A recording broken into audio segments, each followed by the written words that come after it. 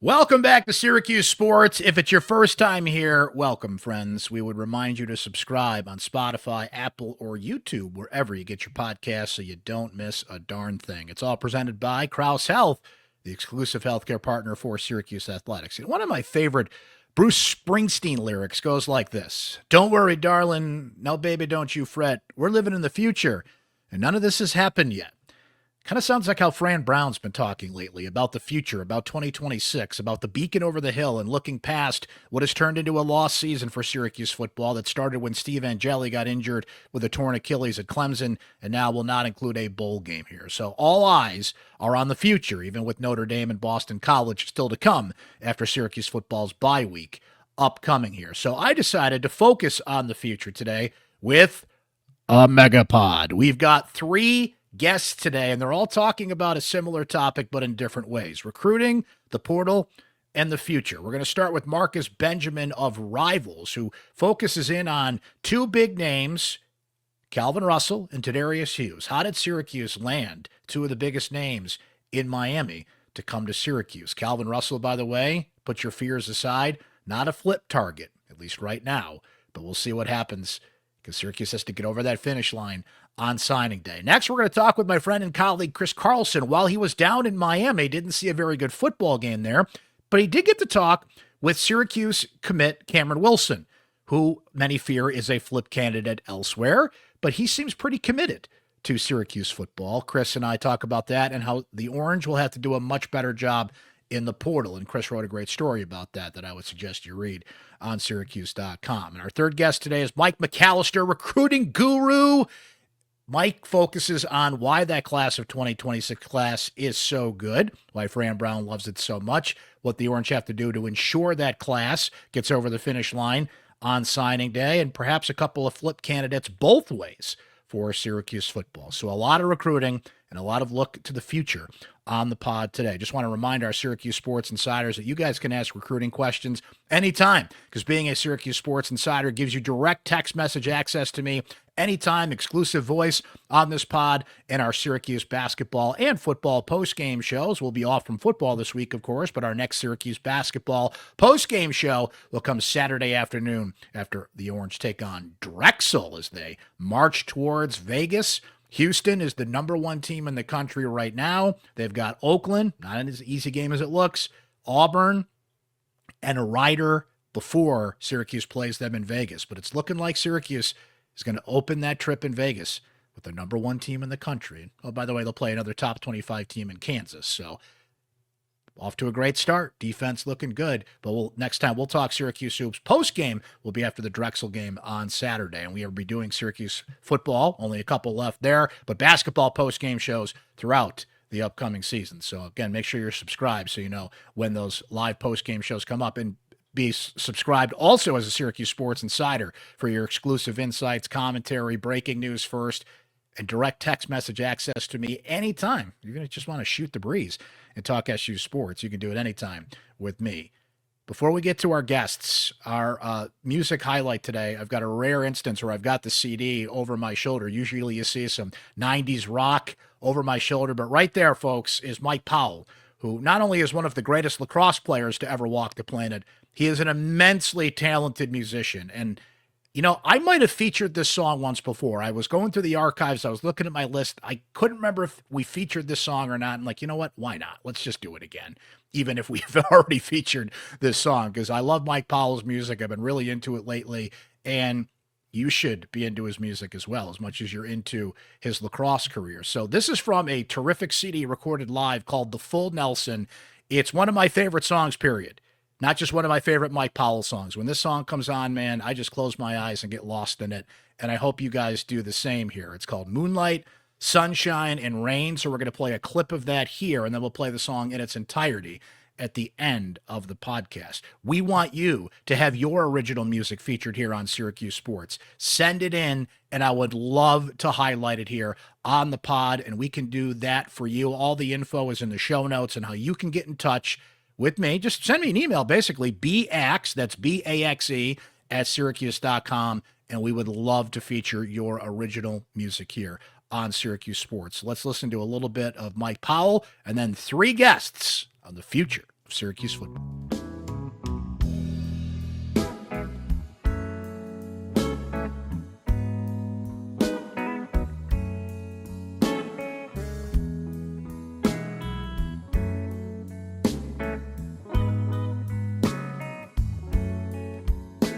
Behind the wheel of an automobile, through the forever field she drives, tasting the tears from all of the years she fears she's been wasting her life. Then the silhouette of her father that's dead shows up on the passenger side. She slams on the brakes, looks her in the face. He says, girl, let's go take a ride. This is life. It's a whole lot of moonlight, sunshine and rain. Marcus, let us ease the fears of Syracuse fans out there. Look, recruiting is a crazy world. You know that better than anybody. We have seen some commits bail at the last minute on Syracuse. Remember, Lenora Sellers did that a couple of years ago, so you have to pardon the anxiety that's out there. So as we approach early December, Calvin Russell's the name at the top of the list. He's Syracuse's highest-rated recruit since the early 2000s. But it seems all indications are he's locked in on Fran Brown at Syracuse, right? Where do we stand on that as we speak? Yeah, I think Syracuse fans can feel a little easy about Calvin Russell sticking with the orange. From what I hear, he is still all in with Syracuse. Fran Brown has done an amazing job recruiting him and other South Florida recruits as well. He kind of instills a confidence that he's going to take care of them on their journey, not only just as a college student or a student athlete, but also after they leave Syracuse. He kind of instills this belief in them that he's going to still kind of be like an uncle or father figure to these kids. So I do believe Calvin Russell does stick with the orange. There aren't any indications that he's going to flip to Miami or Michigan, which are, I would say, probably the two biggest threats to flip him at this point. Miami did invite Calvin Russell to the University of Miami for a visit. He was on a list that I saw as far as recruits that were expected to attend. But from what I saw, I didn't see him with the recruits for Miami. He seemed to be kind of separated from that group. He was there in support of his friend, Malachi Toney. Him and the Miami freshman receiver are really good friends. So he's continuing to support him on his college journey. He had a Malachi Toney shirt on along with some other teammates. So I feel like he was there in support of Malachi Toney, also to see his future school in Syracuse. It does not seem like Miami is a legitimate threat to flip him at this point. And I think Syracuse fans can feel better about him staying with the orange. All right, so full exhale on December 3rd when he's locked in here, but it seems like he's going to be an early enrollee in January. And what Fran has demonstrated here, Marcus, is you will get on the field. Demetrius Samuel Jr., Antoine Delorier, a number of freshmen are starting to work their way into higher snap counts here at the end of the season, especially with Syracuse out of bowl contention now. They're in a bye week, but in the Notre Dame and BC games upcoming, we'll probably see even more freshmen get on the field. It feels like Calvin Russell could walk right into a situation where he is going to be on the field in 2026. Absolutely, and I think that's appealing to him. And for most recruits kind of want to get on the field right away and make an impact, and he's certainly a guy that could do that. He is a dynamic receiver. He's on, I would say, one of the top two teams here in South Florida as far as high school football teams. Miami Northwestern, I think, has a legitimate argument of being the best team in South Florida.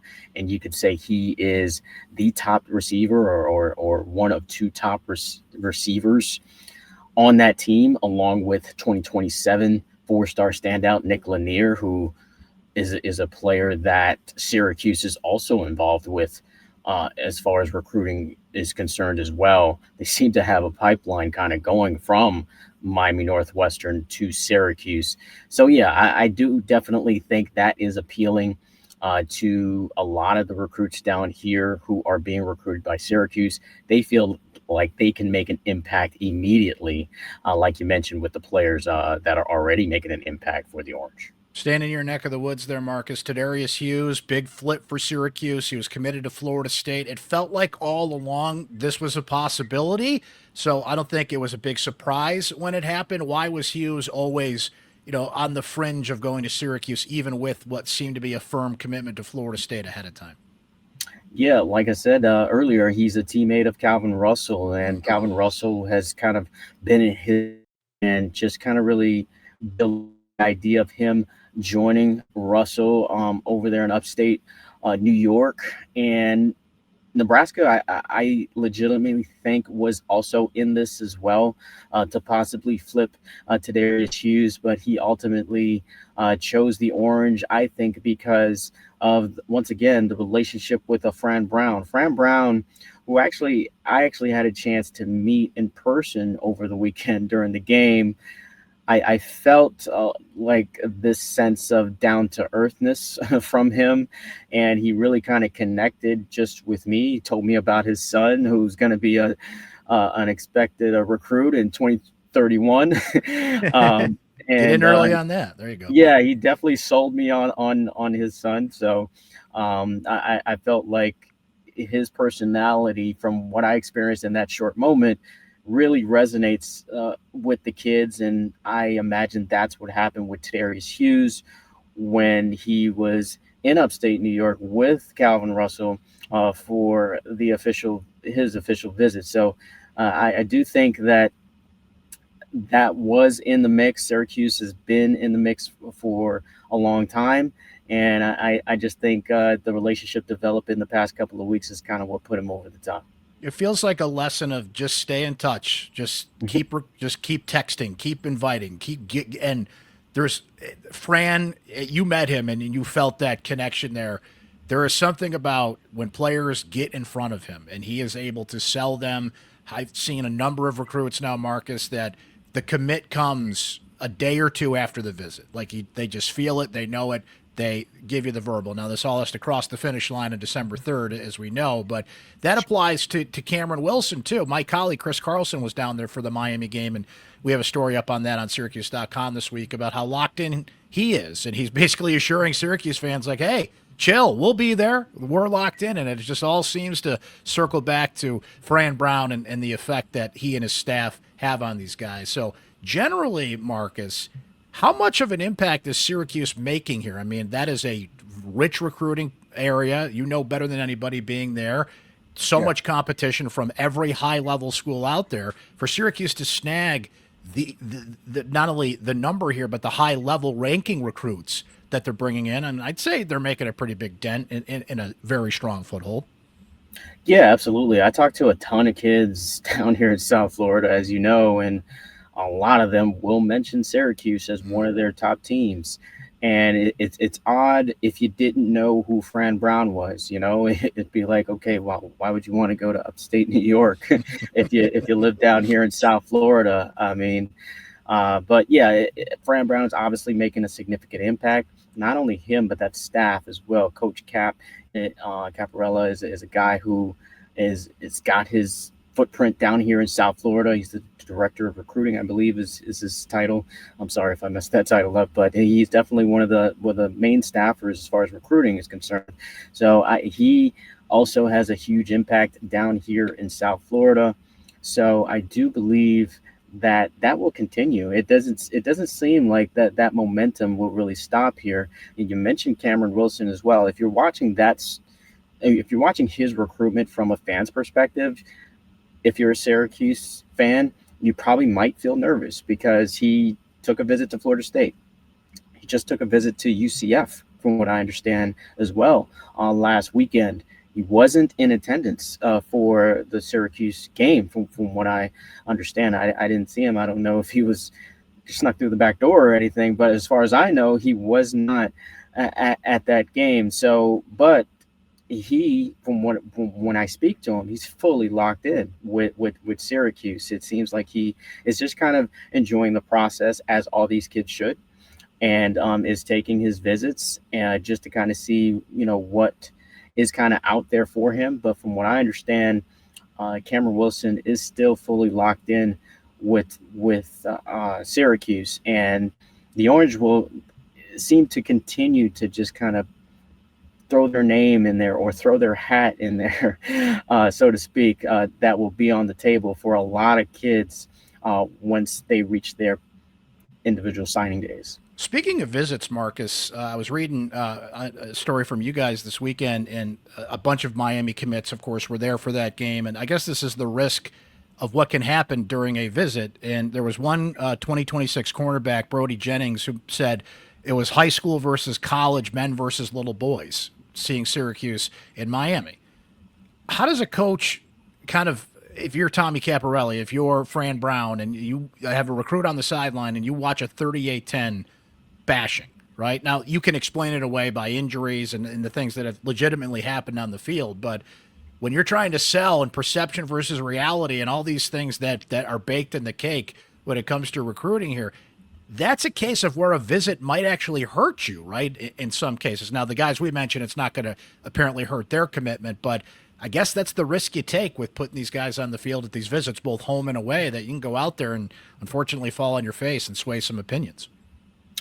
Yeah, I mean, that's kind of the name of the game in recruiting. You got to invite these kids to game day visits, just so they can experience what a game day would feel like. But at the same time, you have to be in reality of what the results are on the field. Now, I think Brody Jennings was really just trying to stir the pot a little bit, obviously. Yeah. I think he was just kind of having fun with it. I did post that just to, kind of stir up a little controversy or whatnot. It was no disrespect to Syracuse. It was honest. Yeah. I mean, yeah, it wasn't any disrespect to Syracuse at all. Like I said, earlier, Fran Brown and his staff are doing an amazing job recruiting South Florida kids, and that says a lot for a program, like I said, that's in upstate New York. I think he was just trying to, obviously he's committed to Miami, and he wanted to kind of show or say, just how much of a better team they were.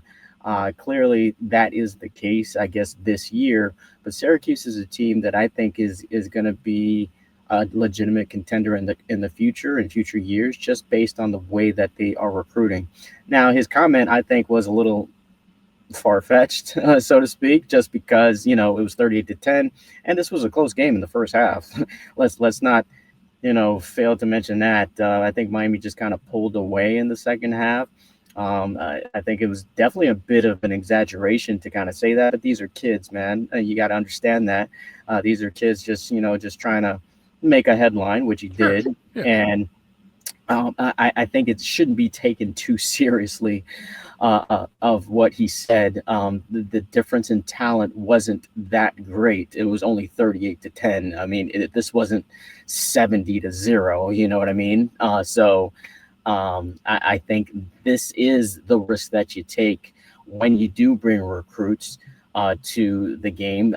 These kids will say things that aren't maybe necessarily true. But if you're a fan and you're watching, you got to just kind of, take that with a grain of salt. Yeah, they're more media savvy. They're more social media savvy for sure, and kind of know what they say will make headlines. So that's something to keep in mind there. Last thing for me, Marcus, and you kind of noted this, Fran, as Syracuse's season has unfortunately slid down a hill here, keeps looking over the future, 2026. They have 30 commits next year. We've mentioned a few of them. It's a highly rated class. Fran is still in on recruiting. I mean, he came in with a reputation as a recruiter. He has not backed off that. Syracuse goes with more of the quality over quantity approach in the portal, and we'll see what they do this year. They've had some big hits in the portal.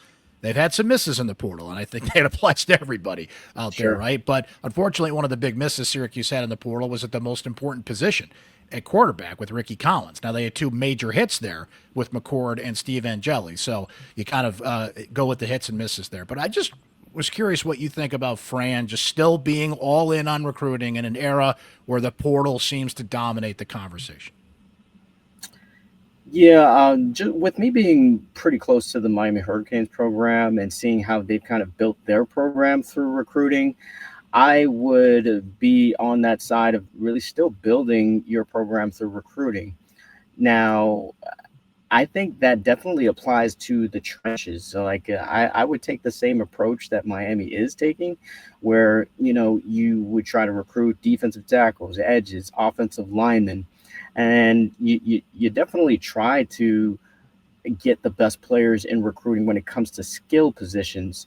But those positions, I think you should definitely try your hand in the portal for, especially for those positions, because they are more experienced and they can be more so plug and play type of guys.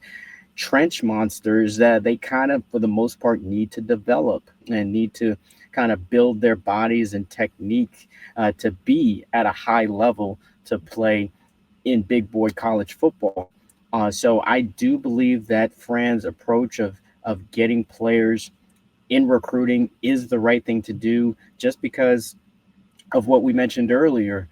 A lot of these players could probably play immediately. So you might as well get some high level impact players from recruiting to your roster, or add that type of depth to your roster, because not only will it give you immediate impact, but these other kids are going to see that.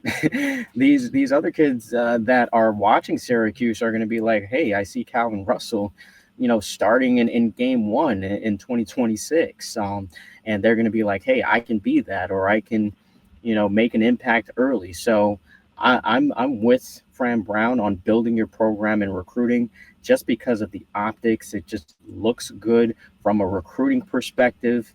And you've seen other programs build through recruiting and be successful. So why not Syracuse? So, Chris, try not to get sad when I say you're back from Miami when you look out the window and see the snow flying here in central New York for the first of, we'll see how many winter days are filled with the snow. You were in Miami. You didn't see a very good football game, but you did talk to Kamron Wilson, who is a commit. Syracuse fans are naturally skittish about these big-time commits. They're not used to this. They have seen big-time flips at the last minute, so none of this is official until they get across the finish line on December 3rd. But what were your impressions in talking to Kamron Wilson about being all in on Syracuse? Obviously, three of Syracuse's best recruits in this class right now are Miami guys, right? With him, Tedarius, Hughes, Calvin Russell. And I asked him, hey, like how confident are you that this is going to hold together? And he was essentially just like, Syracuse fans don't need to worry. We're going to be okay. He's good friends with Tedarius Hughes from, growing up. They played youth football together. They've known each other sort of their whole lives.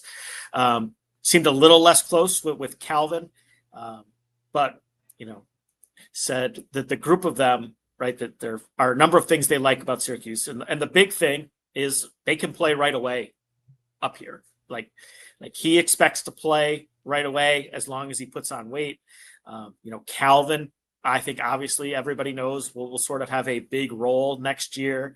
And Tedarius also fits in at safety, which is a spot where they don't have a ton of established guys coming back. So I think all those guys, one of the they like, right, they said they like Fran. They think he gets Miami. They like Tommy Caparelli, who coached high school football in Miami for a while. And they all say that he really understands like the Miami kid, like he gets them. But the thing that Syracuse offers that maybe puts them above a lot of the programs that we'd usually think about for these guys is that they think that they can come here and play right away. And that Fran Brown has shown this season, and by having 4 freshman captains at that football game this weekend, he will play freshmen right away, and he will rely on freshmen right away. Yeah, you wrote about that. It was very noticeable to see that. The message was clear. Fran has not been shy in these post-game press conferences, especially since we've started to see this season slide down a hill, about looking towards 2026 and the emphasis on recruiting there. But something you noted is interesting to me, Chris, because this just feels like life, connections, knowing people. It's important in the portal. It's important in recruiting, who you know and who you feel comfortable with. So you're not just getting one guy from South Florida. You're getting a few here in this 2026 class, knowing each other, comfort level, coming together with a couple of buddies. But does it feel like Russell is the beacon that kind of all this revolves around? I don't think so. Like I don't think that he is sort of the galvanizing force. Now he's the big name, and he's the guy that Syracuse fans are going to fixate on. But Kamron Wilson was the first to commit. Like he was the first on board. Good point. Darius Johnson was here last year. He's high school teammates with Tedarius Hughes and Calvin Russell. So I don't have a great sense of like if there's a ringleader. I just think Syracuse is doing a good job recruiting in Miami. Obviously, these guys do like the idea of playing together. They know each other. They sort of do love that idea. But I don't think there's like a guy among them who's like really, holding it all together or sort of lead recruiter. I didn't get that sense. Miami is a great example of how you do have to do both, right? While they have obviously made a lot of ground in recruiting, Mario Cristobal is known for that. He's got one of the most fertile recruiting grounds in the country right outside his door. A lot of key plays made. Now, this is Syracuse we're talking about here, but a lot of key plays made in that game, as you pointed out, Chris, transfers.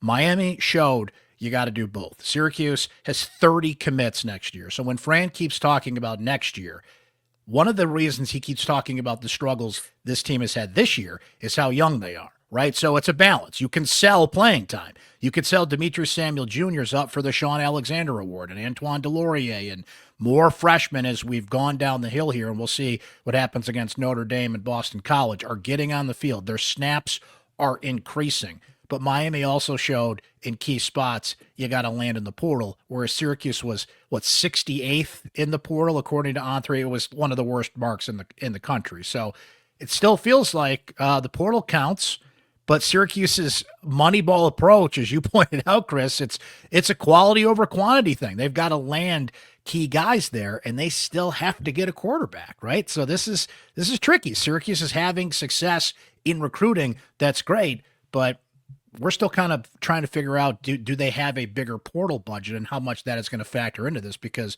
Miami just showed you got to do both. Yeah, when you want to win, right? Old players still win, especially in football, where grown man strength beats, high school player strength all day. You have to get old. Now, the goal, I think, for Fran, like, I just think they knew that they were going to take their lumps bringing in these huge high school recruiting classes. And he's not a guy that's going to admit that, right? He is going to say, we're doing everything we can to win. As we saw when he tried it out, Joe Filardi, in a sort of that last ditch effort, right? I'm going to do everything I can to win. But you look at the number of freshmen that they have brought in, and that's just a roster that, is too young to win. And they didn't do a great job in the portal this offseason. Whether that is, whether that's misses, how much of that is the budget and the idea that they sort of had to go bargain hunting rather than, aiming at big fish. They need to get older, and you do need to be in the transfer portal game, because you are always going to have holes. Like you're always going to enter the offseason with a few holes that you need to fill. I do think, Fran's first couple seasons, he has had a lot of holes to fill. He's going to have a lot of holes to fill this offseason too in the portal if they want to be good right away. He has to get an offensive line. He has to get a defensive line. He probably needs a linebacker. So they're going to have to do a good job this year if they want to be good next year. Well, let's face it, they need a quarterback, because inevitably one or two of these guys probably going to leave. The portal always opens up and players take their opportunities elsewhere. I don't see Ricky Collins coming back. I have no information on that, but it's hard to see him wanting to come back in this situation. He wants to go somewhere and play, and that's where Syracuse is going to be in a really tricky spot, Chris, because the portal is full of players that want to play, right? So how does Syracuse sell a quarterback on coming here when Fran Brown has been on the record saying that's Steve's job, right? But it's also shown, especially in Syracuse in the last decade, short of McCord last year, and even the season in 2018 when Dungy won 10 games, he was banged up and had to come out of a few games, right? You need a backup quarterback, and you can pay backup quarterbacks now, but the crop of quarterbacks you're targeting are going to be I don't want to say they're also going to come in and play like Ricky Collins, but they're Ricky Collins-esque. You're going to have to take a risk on somebody that maybe doesn't have a lot of film, or you're going to have to bring in somebody that just didn't work somewhere else. Like the streak of hitting on a McCord and Jelly level like quarterback. It's good that Syracuse has done that, but they're going to have to beef up that position, and the crop of players they're going to target is going to be of that ilk. Now, I wonder if at all, if they'll build an advantage in that they're not going to be in a bowl game, and they'll have time to target and kind of seek out the portal and then attack it when it opens. It's almost what Alex Klein did for the basketball team, right? He had a lot of time to plan, figure out who's going to be there. Syracuse didn't go to the tournament or anything, and bam, they targeted their guys. And I feel like Tommy Caparelli and company might be in the same position to take a deep breath and figure out who to really target. And Chris, I know I'm rambling now, but you just brought it up. Some of the players they brought in, okay, Cam Rice came from North Carolina. We'll see if he pans out. TJ Ferguson came from Florida State. They went after Austin Collins from Louisville on the offensive line. If you're going to upgrade somebody from South Dakota to Syracuse, I'll take a guy that had over 100 tackles last year to see if he works out. They brought in Angeli, right?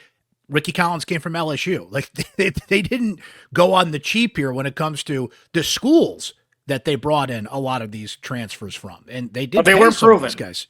But they weren't proven. Exactly. Were proven. And Miami gets guys Miami took guys this year that had shown that they could do it at the Power 4 level. Right. That's how you can tell. That's how you adjust. Yeah. That's how you know they're spending, right? Like you have to spend to bring in a guy who is proven and has a spot at another program. Syracuse brought in guys that didn't have spots or hadn't shown they could do it at the Power 4 level, and there was hope, and there was good reason for the coaching staff to hope.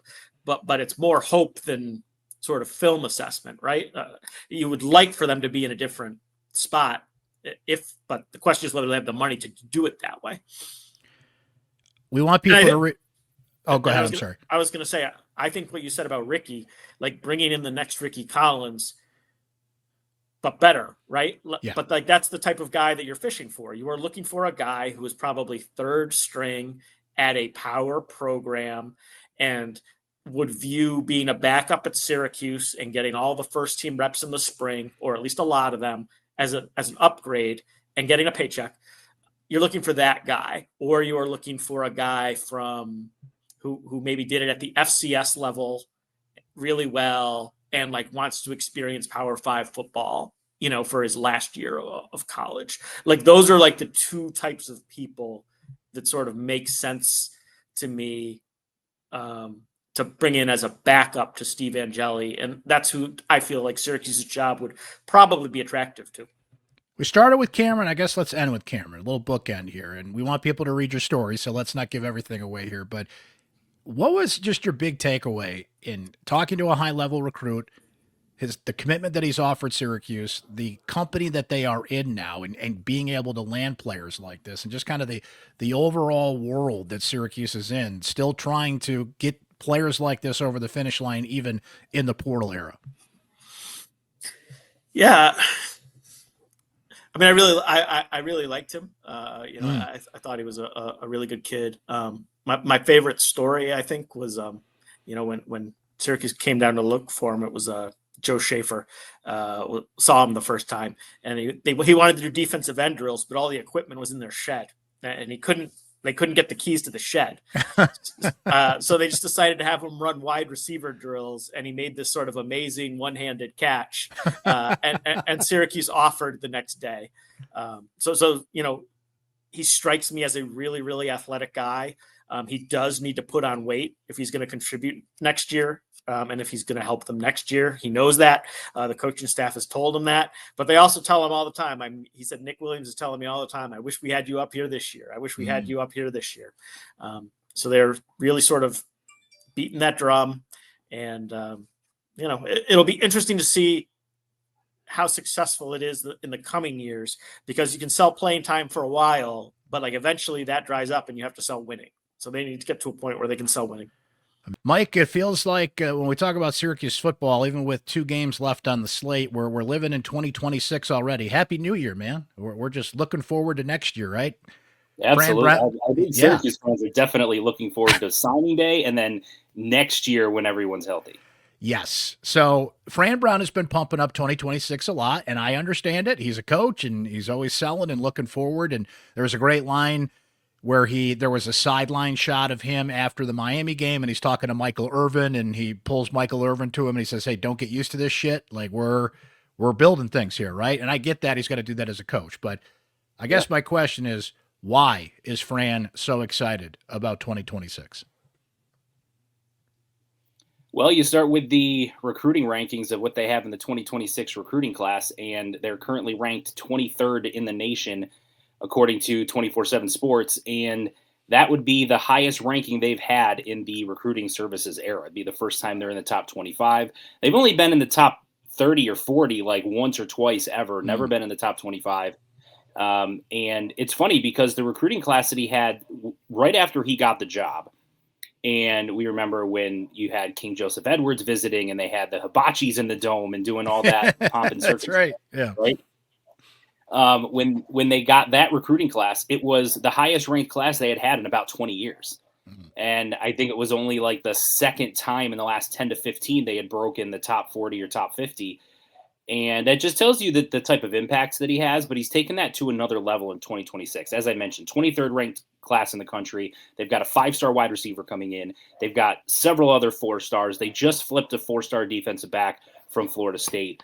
It's pretty clear that he's really excited about what they have coming in from a recruiting standpoint. But then on top of that, I think he's excited about the development from the last couple of recruiting classes that he's brought in. There's still the potential that they could bring King Joseph Edwards back. We know he's at a JUCO right now, but he has visited Syracuse, I believe, for the North Carolina game. So I just think that he really trusts their evaluation process, that they're getting guys that fit what they want to do on both sides of the ball, and that they're improving the overall talent level and depth of this team. And let's be honest, you got 30 guys coming in, and that is a big class that think they can play right away, because Demetrius Samuel played right away, became a nominee for the Sean Alexander Award for the Freshman of the Year. Antoine Delorier, a lot of other freshmen, Tylee Kill, and we can go down the names here, Mike, have seen their reps pick up here as the season's gone along, and we're going to see even more, it would seem, in the Notre Dame and the Boston College games, right? So not just the top line you mentioned, the Calvin Russells and the Tedarius Hughes and the Cam Wilsons and kind of the stars of the class. I feel like all 30 of these guys coming in are like, they can legitimately compete for playing time. Is it the simplest sell that Syracuse could put out there to these guys? Like, you can come in here, compete, and get on the field.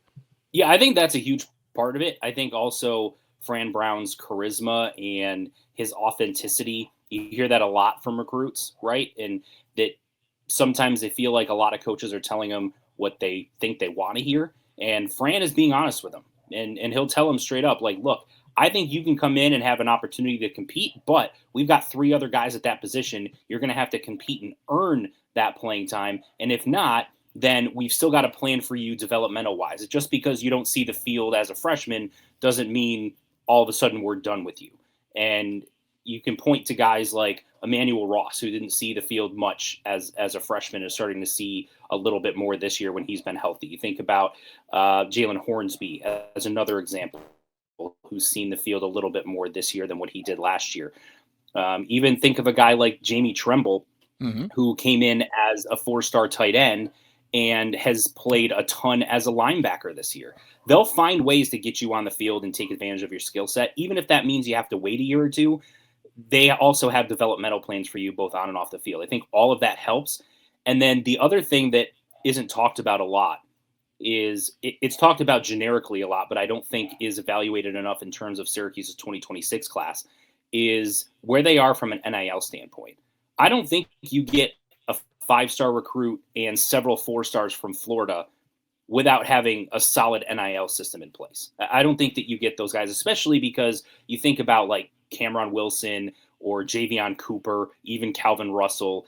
Those guys have been recruited by several other schools even after they committed to Syracuse, actively trying to flip them. And you would have to think if Syracuse's NIL was in a poor spot, that when the Nebraskas and the Miamis and et cetera, Colorado with Javion Cooper are trying to actively flip them, if they had a significant NIL advantage that was blowing these players out of the water, that the flip chances would have already happened or would seem much higher. And all of the buzz around guys like Calvin Russell and Kamron Wilson, et cetera, is that they're sticking with Syracuse despite that pursuit from other schools.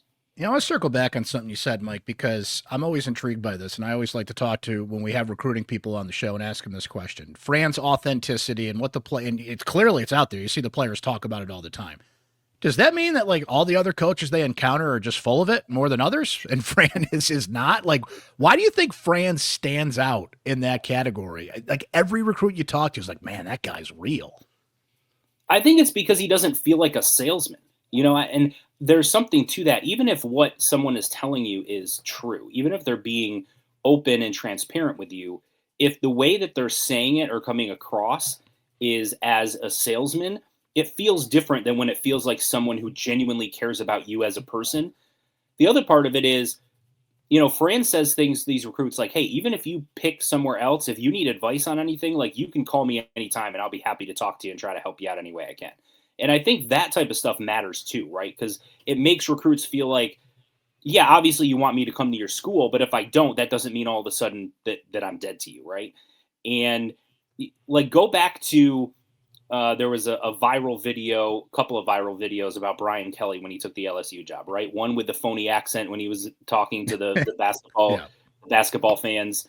And then another when he was doing like that little weird dance thing with a 5-star recruit, right? So those types of things aren't things you're going to see Fran Brown doing because Fran Brown is just always himself. He always is who he is. He's confident in who he is. Whereas Brian Kelly, as an example, even though LSU recruited really, really well, obviously always had high profile recruiting classes, there was a level of salesman and phoniness to the way that Brian Kelly came across. And I think that's more common than we think, especially when you're talking with 15, 16, 17-year-old kids that are talking to these 40 and 50-year-old adults. They seem to have a better rapport and relate better with Fran in terms of, his authenticity, as you mentioned. That doesn't mean he's going to get everybody, but even players that he doesn't get always speak extremely highly of him and their relationship with him. Mike, you brought up budgets a minute ago, and I think you're right. You can't get the Russells of the world and some of those names you mentioned without a significant NIL budget for recruiting. I mean, when we talk about NIL, so much of it is focused on the transfer portal, and that's needed, and Syracuse is going to have to get some wins in the portal. They did not have a highly ranked class last year. Not that some portal guys didn't come in and make a contribution. Of course they did, the biggest one being Steve Angeli, but they had some big misses there as well. What kind of budget do you think they're working with NIL-wise for recruits?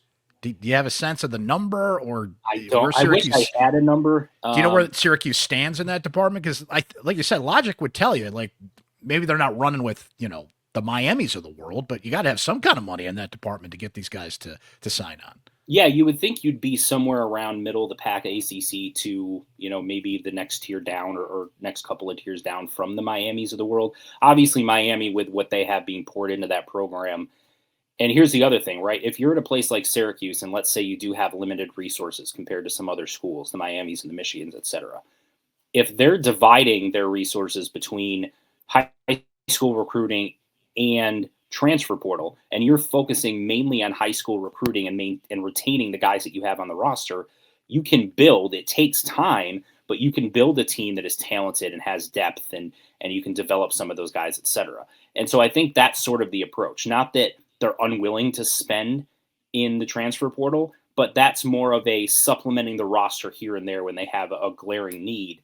What Fran wants to do is allocate most of those resources to high school recruiting so that the program can be built up. Now, that makes it difficult when you find guys like Murad Watson, for example, who was a solid recruit, and he had an offer from Tennessee and some other big programs. Syracuse lands him. I don't think anyone expected him to be like a freshman All-American type of player that Texas would be trying to poach after the season, and that's what he was. And so Syracuse then had to go out and get, a guy like George Rooks to replace him. That's sort of the challenge that you have is if a school identifies someone on your roster and says, we really want that guy, we're willing to throw a ton of money at him, then it's going to be tough to retain him. Even Trevor Pena, who had been at your program for several years, and then he elects to leave. And, the reports were that money was part of a factor in that decision. So that's the challenge that you have. But I think overall, Fran's model is build it through recruiting, get as many high profile, talented recruits as you can, build up the depth, develop those players, and that's where you're allocating a majority of your resources. So, Mike, we got a few weeks here until we cross the finish line on signing day on December 3rd. You and I both know, you more than anyone, weird stuff happens approaching signing day. Syracuse is a nice, healthy 2026 class. You brought up the rankings. There's 30 commits. All seems well. But what are they going to be trying to lock down in the next few weeks? And what are some flip candidates in the next few weeks, both ways? Are there people trying to flip Syracuse players? And can Syracuse possibly get in on a couple of flip opportunities? Yeah, I think most people are going to look at Syracuse's recruiting class as it currently stands and point to Calvin Russell as a flip candidate just because he's the highest profile guy. I don't honestly consider him a flip candidate. I think he's pretty solid. The fact that he's got, familial ties to Miami and he's got other schools that have been going after him. They were all going after him when he committed to Syracuse. And he visited all those schools already, took official visits, and he committed to Syracuse without taking an official visit. So I think he's solid. I know there's been some schools that have been looking at Jarius Rogers, and he's been to a couple of schools this fall, but he's not really one that I'm worried about. I'd say the two that are probably at the top of the list are, as far as Syracuse commits that other schools are heavily pursuing, are Javion Cooper and Kamron Wilson. Cooper's been to Colorado multiple times. They've been after him pretty hard. Nebraska's been after both of those guys. So those are a couple I'm keeping my eye on. If I had to guess, I'd say Kamron Wilson's probably pretty solid. Javion Cooper, I can't really get a read on, so I'm just monitoring his situation. Cooper especially is one that on signing day, I could see potentially signing somewhere else, even though if you force me to put money on it right now, I'd put money on Syracuse keeping both of them. But those are the guys. Chris Carlson was just down in Miami and did talk to Kamron, and he seems pretty locked in. He's telling everybody, we're good, but I've heard that before. So exactly. You got to see it on signing day, and then everybody can let out you can like half exhale and let out the other half on signing day here. So, all right. And speaking of Chris Carlson, to your point, he put out a report that Demetri Samuel said he's coming back. I'm old enough to remember when Malik Brown said he was coming back and then didn't. I know, different sport, but so you just never know until those windows open, and we'll see how those things play out. As far as players committed elsewhere to monitor that Syracuse could be trying to flip, there's two names I have for you. One is another Florida kid, Jordan Campbell. He's a 4-star linebacker, ranked in the top 200 in the class overall, top 10 linebacker in the class. He visited Syracuse when both Calvin Russell and Tedarius Hughes visited for the North Carolina game. He's a high school teammate of both of those guys. Syracuse has landed several players from Miami Northwestern High School in the last 2 or 3 recruiting classes. And so the fact that he was there, I think, and then he was offered on the trip, he's someone that I'm keeping an eye on. If I had to guess, he probably sticks with Miami, but Syracuse is certainly in pursuit there. And it sounds like Missouri is also actively trying to flip him. So he's one to watch between now and signing day. The other name is someone who's committed to a school that's having a coaching change, and that is Peyton Falzone, a 4-star quarterback from Nazareth High School in Pennsylvania. He's committed to Auburn right now, but obviously we know that they've undergone a coaching change, and so he's someone that he had a Syracuse offer before he made his decision. Given that he's from Pennsylvania and Syracuse is recruiting Pennsylvania very hard, he's someone that it wouldn't surprise me if Syracuse is trying to make a move to land another quarterback before signing day. Mike, last thing for you here. We talk about all these players and these big classes and the numbers, but we all know if you don't have a quarterback, you don't have anything. We have learned that this year, and Syracuse has had some injuries at that position in the last decade or so that have shown that it can, sink your battleship, so to say, during the season. With Angeli firmly in the driver's seat, Fran has said it's his job.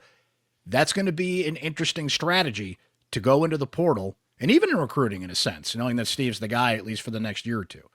And they have commits coming in, Zaid Lott notably, and we'll see who comes back from this group of quarterbacks, and that wheel's turning. But the sell job of trying to get somebody in out of the portal in particular at quarterback, let's see how Fran can sell that, knowing that you're coming in as number 2. because you're going to be selecting from a certain lot of quarterbacks, right? And that's how you landed Ricky Collins. Now, Collins came before Angeli, but you were kind of taking a risk on some unproven guys. And that's what you do in the portal. You look at numbers, you look at stats, you look at arm strength, and you've got a limited scope, and you're hoping that you invest in that player and they blossom into the player they need to be at Syracuse. What do you think that challenge is going to be for Fran in the offseason here while they wait out Steve Angeli's recovery? Yeah, I think you laid out the challenge pretty well. If someone is in the transfer portal at the quarterback position, most positions, but most notably the quarterback position, it's largely because they want to play. And so trying to get one of those guys that hasn't played and say, come also not play here, right. It makes your sell job much more difficult. Now, what Syracuse can say is, hey, look, we had Steve Angeli have a massive injury that sometimes takes longer than a year to recover from. And if he's not ready at the beginning of the year, our quarterback position is wide open. The other thing is he just got injured last year. He could get injured again. So you're one play away all season from being the guy for the rest of the year. The other part that you can pitch is, especially if you can get a guy that's got 3 or 4 years of experience of eligibility left.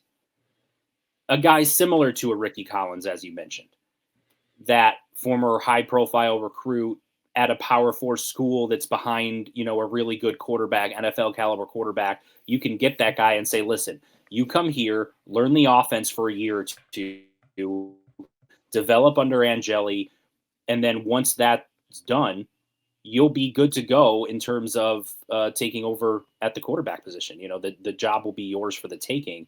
That's, I think, the pitch that you make for someone coming out of the portal. The downside is getting a guy like that has starting experience, especially power conference starting experience, is going to be almost impossible unless you pay them an absurd amount of money to sit for a year or two. Just realistically, it's very difficult. What you could potentially do is find someone really under the radar from like a D2 or an FCS or something like that you could bring up and is just happy to be on a D1 or FBS roster. That could potentially be someone you add for depth as well. But I think Syracuse does have a pitch. It's very difficult in this modern landscape to find someone willing to sit, because most of the time when they're in the portal, it's because they're not willing to sit. So there you have it, guys. You are chock full of recruiting and transfer portal information now as Syracuse looks to the future. They're going to have to wait a little bit before the portal opens here. It's not until early January, but recruiting coming down the home stretch here, and we'll see how the Orange get all those commits over the finish line, and perhaps a flip or two awaits.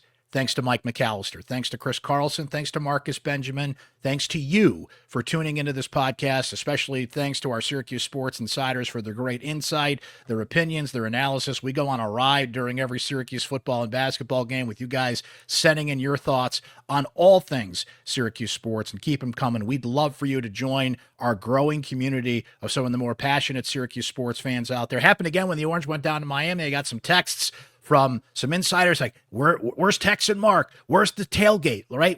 Insiders helping insiders, right? Including featuring your original music here. Now, you don't have to be a Syracuse Sports Insider to have your original music featured here on the show, but I have gotten a few music tips from our insiders. Please send us your original music. Are you in a band? Are you an independent artist and you want a little more shine and love on your music? We would love to do it for you. Get in touch. Axe, that's BAXE at Syracuse.com. And our original artist today is Mike Powell. As good of a musician, if not better, than a lacrosse player. And that's saying a lot for a guy that he's that good of an artist as he was one of the greatest lacrosse players to ever walk the planet. One of my favorite songs here. It's off this CD you see over my shoulder, the Full Nelson. Download it on Spotify, all the music services. But get the CD. Go old school, like when I listen to it. Moonlight, Sunshine, and Rain. Taking us out here on Syracuse Sports. Presented by Krause Health, the exclusive healthcare partner for Syracuse Athletics. We'll see you next time, guys.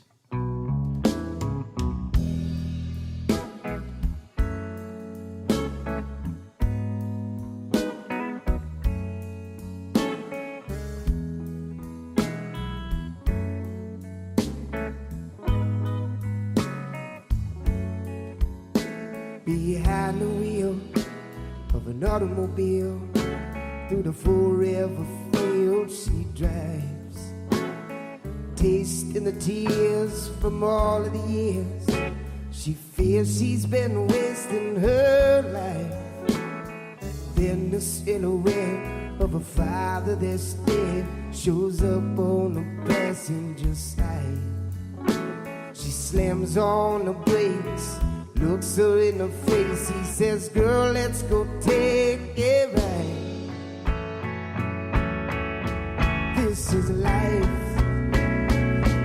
It's a whole lot of moonlight, sunshine and rain. Love seems to grow from the pain. So when you feel all alone, be cool, child. My love is coming straight for you. Inside a machine that's painted dark green, a boy of 18 in July. But he's all alone, so far from his home. He's just doing what he's told to survive. Nighttime falls and he crashes through the walls, and the soldiers start taking their lives. He hears a sound and he falls to the ground, yells down to his mama from the sky. Said, mama, this is life. It's a whole lot of moonlight, sunshine and rain. Love seems to grow from the pain. So when you feel all alone, be cool, child. My love is coming straight for you.